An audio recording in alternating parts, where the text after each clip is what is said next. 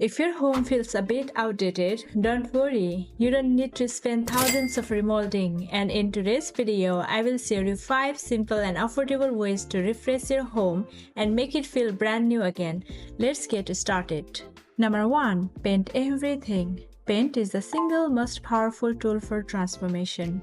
You can paint your walls, kitchen cabinets, bathroom vanity, even your front door, and it instantly changes the energy of your space.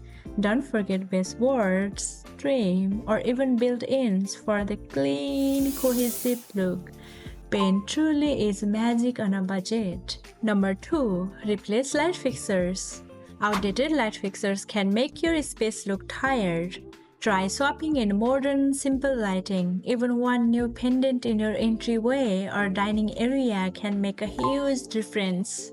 Number 3. Update your doors. Doors are often overlooked, but they shape the look of every hallway. If you can, replace old hollow doors with panel one or just paint them and add molding for a high-end look without the high-end price. Number 4. Change the baseboards. Small baseboards can make a room feel unfinished. Replacing them with taller, white baseboards or adding trim on top can instantly make your home feel more polished and elegant. Number 5. Replace old carpet.